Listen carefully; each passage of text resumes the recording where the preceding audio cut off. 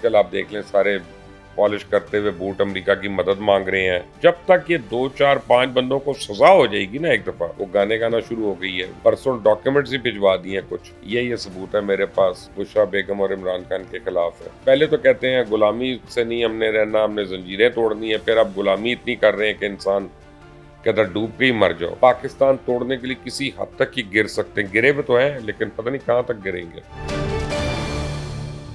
अस्सलाम वालेकुम नाज़रीन, आप देख रहे हैं मुबश्शिर लुकमान यूट्यूब चैनल। मैं हूं महविश तबस्सुम। नाज़रीन, सुनने में आ रहा है कि निगरान वज़ीर आज़म और इलेक्शंस के हवाले से जो हुकूमती जमातों के नखरे और मुतालबात हैं वो इस्टेब्लिशमेंट से बहुत ज़्यादा बढ़ते जा रहे हैं। और इस हवाले से कहा यह भी जा रहा है कि खान साहब की और आर्मी चीफ की मुलाकात हुई है इनको झटका देने के लिए। सर, वाकई में ऐसा कुछ हुआ है? मेरी अभी थोड़ी देर पहले ही ना, असल में बात यह है कि मैंने किसी हुकूमती एहलकार से तो बात नहीं करनी थी, क्योंकि वो तो क्या कहेंगे इस पे कि हम प्रेशर डाल रहे हैं, हम ये कर रहे हैं, वो कर रहे हैं, कभी भी नहीं मानेंगे। तो मैंने डायरेक्ट पिंडी में फ़ोन करके मैंने बराह रास्त एक सीनियर मोस्ट ऑफिसर से मैंने पता किया।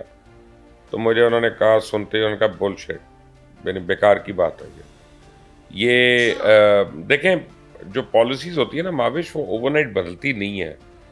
और बात यह है कि जाली मशहूरी है।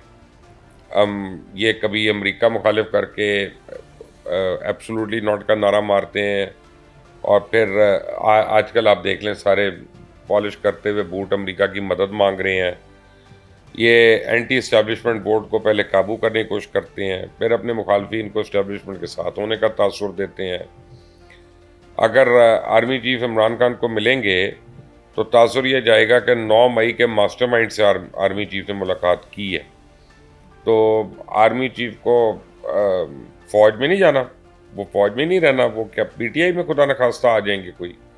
अब बच्चों वाली बातें करते हैं ये, इन लोगों का कोई इलाज नहीं है। झूठ झूठ झूठ झूठ झूठ। जब तक ये 2 4 5 बंदों को सजा हो जाएगी ना एक दफ़ा, फिर सबको ठंड पड़ जाएगी, फिक्र ना करें। सर, सजा के बारे में तो यही सुना जा रहा है कि खान साहब को होगी, जो हुकूमती इत्तेहादियों के माहिरीन कवानीन हैं, जिसमें आज़म नज़ीर तारर साहब हैं, नैय्यर बुखारी हैं, अता तारर साहब हैं, सेनेटर फारूक नाइक हैं, उन सब का ये ख्याल है कि खान साहब को अगस्त के पहले हफ्ते में सजा होने के इम्कानात हैं।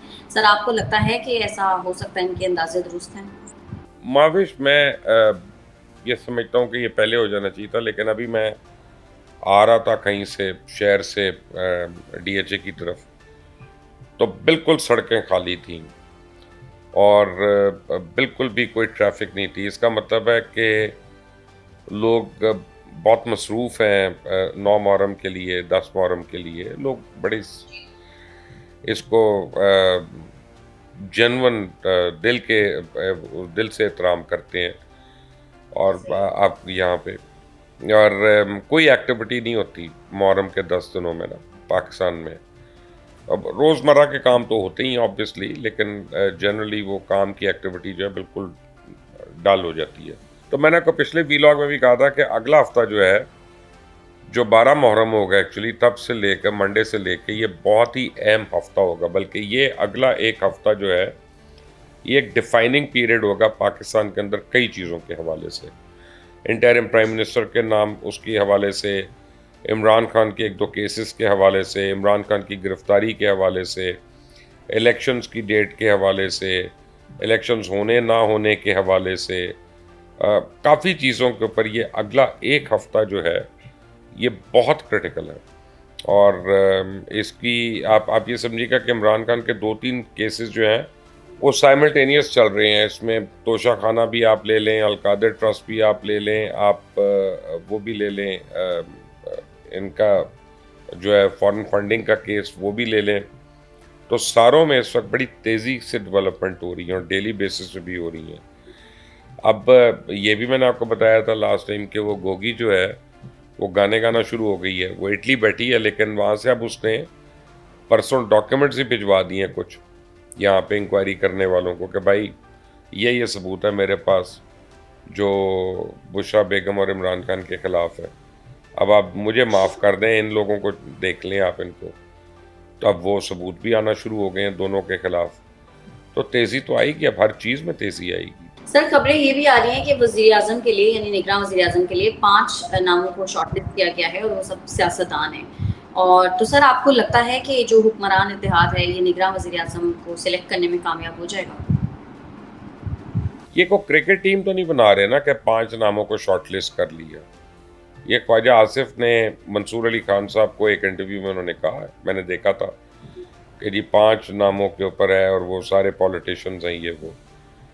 नाम अगर कोई डिसाइड होता है माविश तो वो एक ही नाम होता है ना, वो फिर 2 नाम नहीं हो सकते, तो 5 कहाँ से हो गए? और शॉर्टलिस्ट करने भाई तो ये को बेतुकी बात है ना। इसका मतलब अभी कोई शॉर्टलिस्ट नहीं हुआ, इसका मतलब अभी कोई फाइनल नहीं हुआ, क्योंकि जब वो नाम अपने करते हैं शॉर्टलिस्ट उसमें से 3 उनको लाने पड़ेंगे, 5 नहीं। उन 3 नामों को फिर वो लीडर ऑफ द ऑपोजिशन से डिस्कस करेंगे, लीडर ऑफ द ऑपोजिशन जो है वो भी 3 नाम देंगे और फिर उस पर गौर खौज होगा। तो जब वो होगा शायद अगले हफ्ते हो जाए, बाय द वे ये 5-6 तारीख तक हो जाएगा, मुझे लगता है फाइनल हो जाएगा। लेकिन मुझे ये भी लगता है कि दोनों में मुश्किल है एग्रीमेंट होना, और ये फिर दोनों की चॉइसेस इलेक्शन कमीशन के पास जाएंगी और वहाँ पे ये फैसला होगा। लेकिन अभी अभी काफ़ी लोगों के नाम हैं, काफ़ी लोग ट्राइयाँ कर रहे हैं, लोग तो बड़ी स्ट्रॉन्ग लॉबिंग कर रहे हैं प्राइम मिनिस्टरशिप के लिए भी और नीचे और ओहदों के लिए भी। तो लेट्स से देखते हैं ये हुमा किसके सर पे बैठती है। सर ये जो आप जिक्र करें जिस प्रोग्राम का मंसूर अली खान साहब के, ये इसमें ख्वाजा आसिफ साहब ने एक और बात भी बोली है जो पीटीआई वालों ने शेयर भी की हुई है कि ख्वाजा आसिफ साहब ने कहा हुआ है कि हमें पहले 2019 में इस्टेब्लिशमेंट की तरफ से हुकूमत ऑफर हुई थी और उसके बाद हमें मार्च 2021 में ऑफर हुई। तो सर पीटीआई वाले कहते हैं कि फरवरी 2021 में तो इस्टेब्लिशमेंट की तरफ से कहा गया था कि फ़ौज अब सियासत में मुदाखलत नहीं करेगी, तो फिर मार्च में ये पीडीएम को हुकूमत किसने ऑफर की? ये मुझे नहीं पता माविश, ये तो जवाब अपना ख्वाजा आसिफ ही इसका दे सकते हैं ना, क्योंकि ये उनका क्लेम है कि उनको ऑफ़र की गई थी। हमारे यहाँ सियासतदानों का एक और प्रॉब्लम है कि आप किसी को कहना कि जाओ जाके कुएं में छलांग मार दो, तो समझता है कि मुझे ये को स्विमिंग का इनविटेशन दे दिया इसने कि हम बैठ के स्विमिंग करें आप कुएं में। तो ये मुझे नहीं पता कि क्या कहा गया उनको और उन्होंने क्या उसका मतलब लिया, लेकिन इट इज़ हाईली अनलाइकली। हाँ, ये ज़रूर हो सकता है कि 1-1.5 साल के बाद ये ज़रूर हो सकता है कि आप अगर ज़ाती तौर पे किसी को मिले हो और उसने डिस्प्लेजर का इजहार किया हो कि जी ये गवर्नमेंट तो सही नहीं चल रही या जो हम समझते थे वो तो नहीं हो रहा, लेकिन ऑफ़र वगैरह मैं नहीं मानता। अभी भी अगर ये कहते हैं कि ऑफ़र हुई थी और हमने ली है, तो फिर अपने पूरे वोट ऑफ नो कॉन्फिडेंस को खुद ही ज़ीरो कर देते हैं, क्योंकि उस वक्त तो शहबाज शरीफ ने यही कहा था ना कि और सारे तादियों ने कि हम इमरान खान से और उसकी पॉलिसियों से तंग आके हम उसका साथ छोड़ रहे हैं। तो फिर तो ये जमहूरियत तो ना हुई फिर बकौल ख्वाजा आसिफ के, अगर ये बात मैं सही मान लूँ तो। मेरा नहीं ख्याल, मैं नहीं समझता ऐसी बात। सर असद कैसर साहब ने यूरोपीय यूनियन, अमरीकी अवाम नुमाइंदगान और हाउस ऑफ लॉर्ड्स और इंसानी हकूक़ की जो तंजीमें हैं उनको खतूत इरसाल किए हैं और कहा है कि हम पर पाबंदी लगने वाली है और आप हमारी मदद करें। सर आपको लगता है बैरूनी मुदाखलत हो सकती है? ये बेशरम लोग हैं, ये तो पाकिस्तान तोड़ने के एजेंडा से आए थे, मैं तो आपको पहले दिन से कह रहा हूँ। और जब मुझे पता चला तो मैं अलग हो गया था, उस वक्त जब ये पावर में थे। मैं तो बाद में नहीं हुआ, और बल्कि फुल पावर में थे जिस वक्त मैं अलग हुआ। और वो जो अमेरिका में लॉबिंग कर रहे हैं उनका भी झूठ के पलंदे आपने देख ही लिया, और मैंने तो एक वीलॉग भी किया, वो भी देख सकती हैं। अब असद कैसर ने जो ख़त लिखा वो ख़ुद तो बेचारा लिख नहीं सकता, मेरा ख्याल है ये उसको इमरान ने ही लिखवाया है। अब देखें, पहले तो कहते हैं ग़ुलामी से नहीं हमने रहना, हमने जंजीरें तोड़नी है, फिर अब ग़ुलामी इतनी कर रहे हैं कि इंसान के अंदर डूब के ही मर जाओ।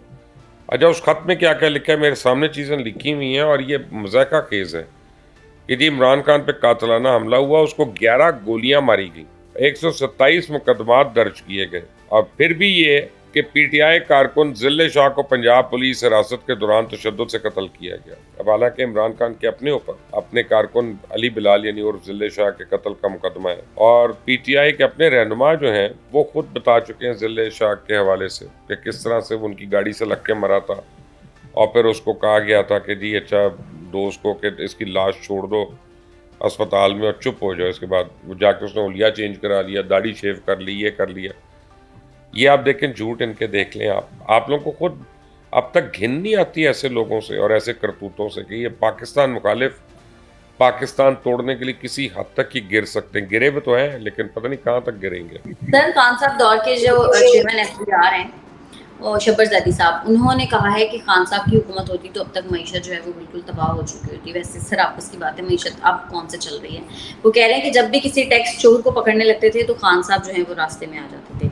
सर अब क्यों राजों से पर्दा उठा रहे हैं, उस वक्त क्यों नहीं बोले थे? नहीं, शब्बर ज़ैदी ने तो छोड़ दिया था ना उस वक्त एफबीआर को, उन्होंने एहतजाजा नहीं छोड़ा था। और एक कर्टसी होती है, उन्होंने कह दिया कि जी मैं बीमार हूँ और मैं इसलिए छोड़ रहा हूँ। लेकिन उसके बाद काफ़ी देर से वो टेलीविज़न प्रोग्राम्स में बात कर रहे हैं, हमारे भी प्रोग्राम्स में उन्होंने ऐसी बातें की हैं। बैंकरप्ट तो हो रहा था पाकिस्तान, इसमें तो कोई दो राय नहीं है। बल्कि ये खदशा था कि 3-4 हफ्ते और ये हुकूमत रह गई तो ये बैंकरप्ट हो जाएगा पाकिस्तान। और उसके बाद जो आईएमएफ के साथ डील करके इन्होंने 2 नंबरियाँ की, उस पर आईएमएफ तो पाकिस्तान से बात करने को तैयार नहीं था, वर्ल्ड बैंक तैयार नहीं था। आज मैं एक इंडियन वीलॉग देख रहा था किसी का, और वो बंदा आर्ग्यू कर रहा था कि इमरान खान पाकिस्तान के लिए ज़रूरी है। और उसमें उसको सवाल करती है एंकर, जो है खातून है कोई, वो कहती है क्यों ज़रूरी है पाकिस्तान के लिए? उन्होंने कहा जी पाकिस्तान हमारी कोई फ्रेंडली कंट्री तो है नहीं, तो हम तो चाहेंगे कि उनके साथ बुरा हो।